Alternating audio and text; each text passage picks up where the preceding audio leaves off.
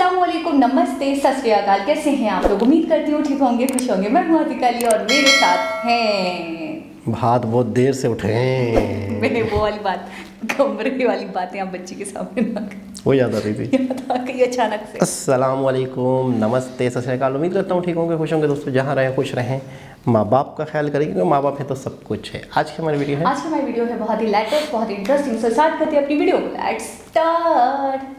Okay guys, तो video का title है हिंदी में, जो मैं पढ़ने से काफी हूँ। सो स्टार्ट करते हैं वीडियो को। पता नहीं कब। नमस्कार दोस्तों, स्वागत है आपका हिंदी नॉलेज शो में। तो दोस्तों, आप टाइटल पढ़कर सोच रहे होंगे कि क्या वाकई में ही अमेरिका को डॉलर बचाने के लिए भारत की शरण में आना पड़ा है? तो इसका जवाब है 100% हाँ। और इस काम को करने के लिए और भारत को मनाने के लिए अमेरिका ने उस व्यक्ति को भारत भेज दिया है जिस व्यक्ति ने रूसी अर्थव्यवस्था की कमर तोड़ी है, रूस पर इतने सारे प्रतिबंध लगाए हैं। और यह व्यक्ति अमेरिका के अंदर इतना ही शक्तिशाली और प्रसिद्ध हो चुका है जितना कि भारत में NSA अजीत डोवाल जी हैं। और इसका कारण ये है कि जब रूस यूक्रेन युद्ध शुरू हुआ था तो सब लोग, यहाँ तक कि खुद अमरीकी भी कह रहे थे कि जो अमेरिका और यूरोपियन देश प्रतिबंध लगा रहे हैं रूस पर, इनका कोई असर नहीं होने वाला। ये बात तो पुतिन को भी पता है कि उन पर प्रतिबंध लगेंगे, इसकी तैयारी उन्होंने कर रखी होगी।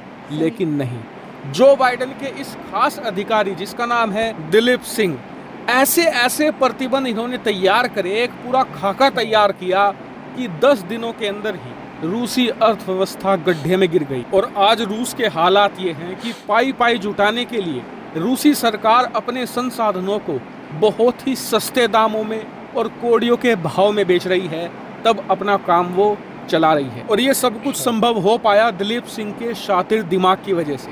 लेकिन अब अमेरिका के राष्ट्रपति बाइडेन ने अपने इस राइट हैंड को भारत रवाना क्यों किया है?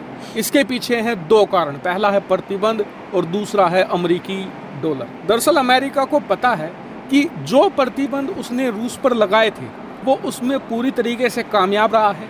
यहाँ तक कि उसने चीन को भी रूस की कोई मदद नहीं करने दी। लेकिन अमेरिकी कैंप का ही एक देश भारत, वो रूस की बढ़ चढ़कर मदद कर रहा है। और जब भी रूसी अर्थव्यवस्था कोलैप्स करने की कगार पर आती है तो भारत कुछ ना कुछ मदद देकर रूस की जान बचा ले जाता है। ऐसे में अमेरिका का जो प्लान था ना प्रतिबंधों का, वो 80% तो कामयाब हो चुका है, लेकिन भारत की वजह से 100% नहीं हो पा रहा है। इसके अलावा दूसरा मुद्दा ये है कि भारत रूस की जो मदद करता है वो डॉलर के मैकेनिज्म से नहीं होता, वो होता है रूबल के मैकेनिज्म से। ऐसे में डॉलर का प्रभाव भी अंतर्राष्ट्रीय व्यापार में कम होता है। लेकिन आप कहेंगे कि जो भारत और रूस का व्यापार है वो तो बहुत कम है, उससे इतना बड़ा फर्क तो नहीं पड़ता। तो देखिए, फर्क पड़ता है। कारण ये है कि भारत रूस जब रूबल में व्यापार करते हैं ना, तो अमेरिका भारत के खिलाफ तो कोई कार्रवाई नहीं कर सकता। लेकिन भारत की देखा देखी बहुत सारे और देश भी अपनी लोकल करेंसी में रूस से व्यापार बढ़ा सकते हैं। और जब अमेरिका उन्हें ऐसा करने से मना करेगा तो वे साफ कहेंगे कि भारत भी तो कर रहा है, पहले आप भारत पर कार्रवाई करो तब हमसे बात करना। ऐसे में अमेरिका यहाँ पर फंस जाएगा और दुनिया भर में एक एंटी डॉलर सिस्टम भी तैयार हो सकता है। इसी चीज़ को देखते हुए अमेरिका यहाँ पर अपने डिप्टी NSA दिलीप सिंह को भारत भेज रहा है कि आप भारत से बात कीजिए, उन्हें मनाइए कि वो रूस के साथ ज़्यादा व्यापार ना करे, रूस की ज़्यादा मदद ना करे, जिससे कि जो प्रतिबंध है अमेरिका के और यूरोप के वो और इफेक्टिव हो और रूस और अपने घुटनों पर। इसके अलावा जो रूबल का मैकेनिज्म है उसको लेकर भी अमेरिका अपनी चिंता जाहिर कर सकता है, उस पर भी भारत से बातचीत हो सकती है। वहीं मुसीबत भारत के लिए ये हो गई है कि एक तरफ तो जो अमेरिका के टॉप ऑफिशियल आ रहे हैं, वहीं दूसरी तरफ पुतिन ने भी अपने राइट हैंड यानी कि रूस के विदेश मंत्री सर्गेई लावरोव को भारत भेज दिया है। कल वो भारत आ रहे हैं। अभी इस वक्त वो पहले चीन के दौरे पर हैं और चीन का दौरा निपटाकर वो भारत आएंगे। और बताया जा रहा है कि दोनों एक वक्त पर दिल्ली में होंगे। और मुसीबत ये है भारत को कि हमें बहुत ही बैलेंस एक्ट करना होगा, क्योंकि अगर हमने एक के पक्ष में बयान दिया तो दूसरे का नाराज होना तय है। ऐसे में भारत के लिए इसे एक बड़ी परीक्षा की घड़ी माना जा रहा है। हालांकि आप कमेंट करके बताइए कि भारत का रुख यहाँ पर क्या होने वाला है। फिलहाल इस वीडियो में इतना ही। Thank you very much for watching. बहुत बड़ी बात है, परीक्षा की घड़ी आ गई। परीक्षा की घड़ी तो है, लेकिन मुझे नहीं पता था कि रशिया के साथ इंडिया ने जो ट्रेड किया है, नॉर्मल जो ऑयल वगैरह जो भी लिया है, तो रुपी और रूबल में, यानी कि उनकी लोकल करेंसीज में ही हो इंडिया गया। की, तो इस तरीके से तो दूसरे कंट्रीज भी कर सकते हैं, इस तरह से जरूरत ही नहीं है। इस तरह से डॉलर की जो वैल्यू है और जो बैन लगाया उन्होंने वो तो वाकई कामयाब नहीं हो पाएगा। और इन फ्यूचर जंग के बाद भी लोग डॉलर में जो चीज़ें देते थे उसका रुझान भी कम हो जाएगा, जो कि अमेरिका के लिए बहुत ख़तरनाक बात है। अच्छा, जो शख्स अमेरिका में थे जो एक फाइनेंस देखते थे या इस तरह की चीज़ों की महारत रखते थे, जो जॉर्ज बाइडेन के राइट हैंड थे, वो इंडियन थे। प्रतीक समथिंग नाम है उनका, वो इंडियन थे। और उन्होंने इस तरह की एक सिस्टम बनाया था कि उसका ऐसे लगाए हैं कि रूस उछल गया भाई। हालांकि रूस पहले तैयारी करी थी अपनी, बहुत शक्तिशाली देश है, बहुत ही स्ट्रॉन्ग देश है, और उस देश का टूटना अमेरिका की पाबंदियों की वजह से बड़ी बात है। यानी कितने दिमाग के साथ मैं कहूँगी, कितनी इंटेलिजेंस के साथ उन्होंने बैन लगाए हैं, ऐसे बैन लगाए हैं चुन चुन कर। लेकिन कॉमन जो बैन थे ना, तो मेरे हिसाब से उसकी तो तैयारी करके रखी थी रूस ने ऑलरेडी, ठीक है। लेकिन ऐसे उन्होंने इस तरीके से उनको जकड़ा और फंसा दिया है कि वो बिल्कुल टूट चुके हैं। बिल्कुल। और ये जो 80% तो टूट चुके हैं, 20% इसलिए बचे हैं क्योंकि बार बार इंडिया उनकी मदद कर रहा है, इंडिया उनको उठा रहा है, इंडिया उनको सहारा दे रहा है। तो मुझे लग रहा है उन्होंने तो इसीलिए भेजा होगा अपना जो राइट हैंड है, इन्होंने रूस ने भी इसीलिए अपना राइट हैंड भेजा होगा कि ये बिल्कुल ही उनके फेवर में ना चले जाएं भारत को। तो मुझे लग रहा है बहुत ही कठिन रह रहा है दोनों को बैलेंस रखना, दोनों के साथ ऐसे मामला तय करना कि ना वो नाराज़ हो ना वो नाराज़ हो। बिल्कुल ऐसा ही है। अच्छा, इंडिया ने एक तरह से तकरीबन फैसला कर लिया है कि वो रशिया के साथ ही है। अच्छा, अब अगर वो रशिया के अगेंस्ट जाते हैं इंडियंस, तो वो इतनी ज़्यादा इन्वेस्टमेंट की गई है वो ज़ाया होती है, ठीक है ना। मुझे नहीं लगता कि वो जो है वो रशिया के अगेंस्ट होंगे या रशिया को नुकसान पहुंचाने की करेंगे, जबकि जब भी मुश्किल पड़ी तो उन्होंने रशिया को सपोर्ट किया। तो मेरे ख्याल में वो करते रहेंगे अपने हिसाब से, अपने तरीके से अमेरिका को खामोश कराएंगे। अच्छा, एक चीज़ आपने और नोट की, इंडिया का असर, इंडिया का अहमियत, वैल्यू, इतनी ज़्यादा इस वर्ल्ड में, इस दुनिया में। कहाँ दो देश का आपस में जंग लड़ रहे हैं और कहाँ इंडिया है, कितना फासला है, उसके बावजूद भी इंडिया की इतनी अहमियत है कि आप उन्हें सपोर्ट करें या आप ना करें। मैं हैरान हूँ, मैं कह रही हूँ दुनिया में 193 कंट्रीज, बिल्कुल तकरीबन 200 कंट्रीज हैं, बिल्कुल बड़े बहुत बड़े, बहुत तरक्की याफ्ता, बहुत हाई फाई, बहुत स्टैंडर्ड वाले। मैं हैरान हूँ कि सारों की जो एक सुई है, जो सारों का एक चक्कर है, वो आकर इंडिया पे ही रुकता है। उनकी एक मैं कहूँगी हर किसी की डोर जो है वो इंडिया से ही बनी हुई है, इंडिया में ही दबी हुई है, इंडिया से ही एक मरकज़ इंडिया वो बेशक है। और मुझे लग रहा है कि वो चाहता है, इंडिया को ऐसे खींच रहा है कि तुम मेरे हक में आ जाओ, वो चाह रहे हैं कि इंडिया मेरे हक में आ जाए, मेरी तरफ बोले।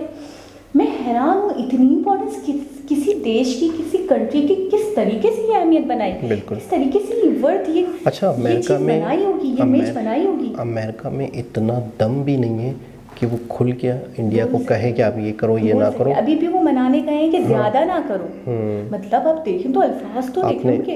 और एक इमरान खान थे जिन्होंने, आज कुछ लोग तो ये भी तजिया कर रहे हैं इमरान खान के जो ऊपर मुसीबत आई हुई है ये इन्हीं की वजह से, इनके स्टेटमेंट्स की वजह से। हाँ, तो वो कह रहे हैं कि बीच में अमेरिका शामिल है। तो एक तरह से जैसे ही उन्होंने मतलब है कि फ़ैसला किया था रशिया जाने का, तो कुछ लोग ये भी कह रहे हैं कि ये उसकी सज़ा दे रहे हैं। अच्छा, मैं आपको एक और बात बताऊँ, मैंने जहाँ तक बहुत गहरी चीज़ है पॉलिटिक्स, शायद हम अनुमान भी नहीं लगा सकते हम जैसे कॉमन लोग, लेकिन फिर भी मैं एक चीज़ सोच रही हूँ कि इसके अंदर एक चीज़ ये है कि आप किसी का साथ नहीं दे रहे ना, तो आप उसको छेड़ो भी नहीं। समझ रहे हैं आप? बिल्कुल ठीक है। जैसे इंडिया को रहना था न्यूट्रल रहते हुए रशिया का साथ देना था, लेकिन क्या आपने देखा कि इंडिया ने कोई भी स्टेटमेंट खुलकर यूएस के खिलाफ दी हो? अच्छा, दूसरों से दिलवाया, दूसरों अपना मौकिफ भी रखा, तो डायरेक्टली उसके पास जाके नहीं रखा, उसी के दूसरे जो दोस्त कंट्रीज हैं उनके पास जाके रखा। बहुत ही शार्प, मैं इसलिए कर रहा हूँ, मैं ये रीज़न ये है, वजह ये है, प्रॉब्लम ये है। तो मैं ये कहूँगी कि खुलकर दुश्मनी करने वाला तो है ही नहीं ना। माहौल। और हमारे प्राइम मिनिस्टर जो खुलकर स्टेटमेंट दे रहे हैं, बाकायदा उन्हें हाईलाइट कर रहे हैं, यूएसए को हाईलाइट कर रहे हैं, तो जाहिर सी बात है उनका बिहेवियर दोनों देशों के प्रति मैं कहूँगी डिफरेंट होगा। बिल्कुल बहुत अंतर होगा। अच्छा फिर फ़ौरन, अच्छा अभी जंग चल रही है, अभी मामलात गर्म हैं और फ़ौरन ही रिजल्ट आ गया इमरान खान वाला, फ़ौरन ही रिजल्ट आ गया कि इतनी बड़ी सज़ा कि आप तो, आपकी तो गवर्नमेंट ही नहीं रहेगी। अगर इसका मतलब है कि अच्छा पाकिस्तान का, अमेरिका का पाकिस्तान के ऊपर बहुत असर है, बहुत असर है, बहुत शदीद असर है। और जो कंट्री असर क्यों लेगा वो हमने पिछली वीडियो में देखा था कि भीख मांगने वाले, मतलब बहुत, इससे ज़्यादा मैं कहता हूँ पाकिस्तानियों के लिए कोई शर्म की बात नहीं है, मतलब डूब मरना चाहिए। मैं तो बहुत बहुत बहुत दुख की बात है कि आज हमने तरक्की नहीं की तो आज हमारी ये हालत है कि हम एड्स पे चल रहे हैं। बिल्कुल। और हमें एड्स देते हैं, फंड्स देते हैं तो हम चलते हैं। और हम तंज करते हैं कि इंडिया में तो यूँ है, इंडिया में तो यूँ है, और हम अपना नहीं देखते हैं कि हम कहाँ हैं, हम कहाँ खड़े हैं, हमारी इकनॉमी कहाँ है, हमारी इम्पोर्ट एक्सपोर्ट कहाँ है। अच्छा हमें बस यही है कि दूसरे कंट्री क्या कर रहा है, पड़ोसी कंट्री, दूसरे कंट्री में क्या मसला हो गया, दूसरे कंट्री में क्या प्रॉब्लम हो गई है, और ये नहीं देखते कि यार वो हमसे कितना, हमसे आगे तो बांग्लादेश है यार, हमसे आगे तो बांग्लादेश है। बिल्कुल सही कह रहे हैं। वही वो कंट्री जो हमसे ही अलग हो, बिल्कुल, जो हमारे मुकाबले में बहुत पस्ती का शिकार था, बहुत पीछे था, और आज हम उससे खुद को कंपेयर करें कि वो हमसे आगे बहुत बेहतर, बहुत बेहतर। अच्छा आपको क्या लगता है कि इंडिया का लास्ट ऑप्शन क्या होगा, अमेरिका के साथ इल्हास होगा? वो मामला तो मुझे जहाँ तक लगता है, मैंने जितना समझा इंडिया को, बिल्कुल भी मामला नहीं खराब करेंगे वो, क्योंकि उनका सबसे मैं कहूँगी खराब तो नहीं करेंगे, लेकिन रशिया के साथ है, समझाएंगे, बैलेंस रखेंगे, दोनों के साथ बैलेंस रखेंगे, रशिया को सपोर्ट करेंगे, दोनों के साथ रखेंगे। मैं बोल तो रही हूँ आपको, ना वो उनको नाराज़ करेंगे ना वो इनको नाराज़ करेंगे, लेकिन किस तरह, वो अपना मौक़िफ़ रखेंगे जैसे वो अब तक कर रहे हैं, बहुत अच्छे से मैनेज कर रहे हैं, और मुझे मोदी जी पे पूरा भरोसा है कि वो आगे भी बहुत अच्छे से बैलेंस और मैं कहूँगी मैनेज कर पाएंगे। लेकिन देखते हैं कि इन फ्यूचर आगे क्या होता है। दोनों जब आएंगे